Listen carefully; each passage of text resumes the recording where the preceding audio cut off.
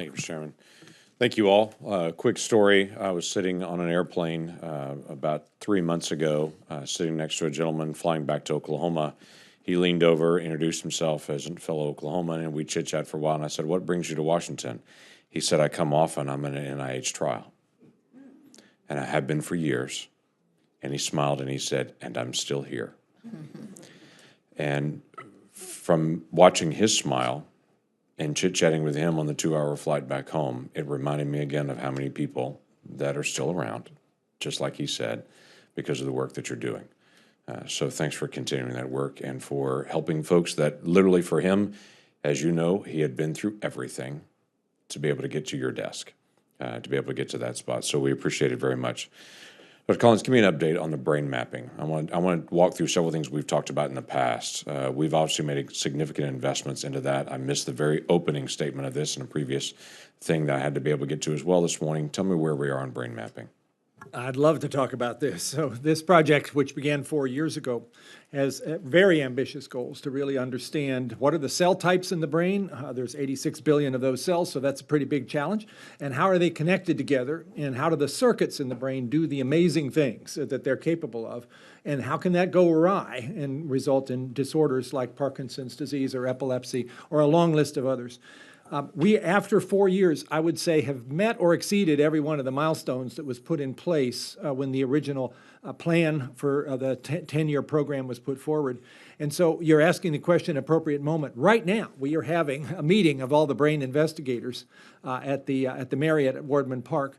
And this evening, I will chair a panel that will look at the plan now that's being revised. We can call it Brain 2.0 of what we might be able to accomplish given the platform that's already been built.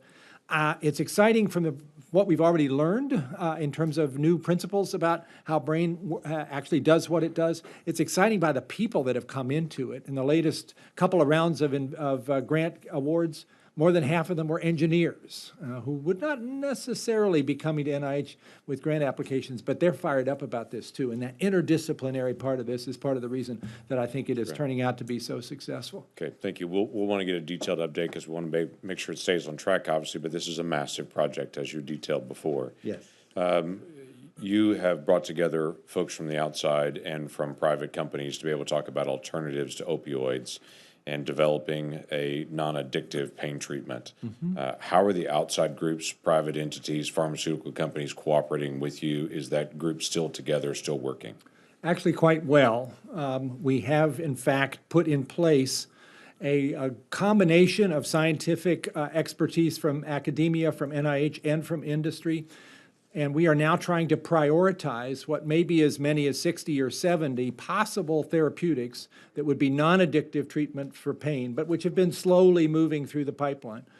We at NIH are setting up a clinical trial network for people with chronic pain syndromes so that these can be tried out in a rigorous way.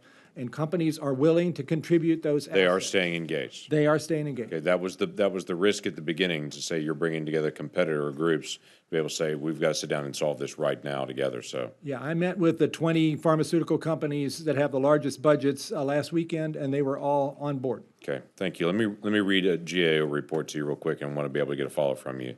Their statement was they talked about VA, CDC, NSF, DOD, NIH, and they said each lack a comprehensive information on health research funded by the other agencies, which limits their ability to identify potential areas of duplication in the health research they fund. They made that comment just looking at the broad picture of all of the research that's happening in multiple different areas the Appropriations Committee appropriates. How is it working to be able to cooperate with VA, DOD, especially large programs, NSF, to make sure, because as you would know, grant folks are requesting of everybody. So they'll have a slightly different name for similar research and go to as many institutes as they can to be able to see if they can't find money to do the research on it.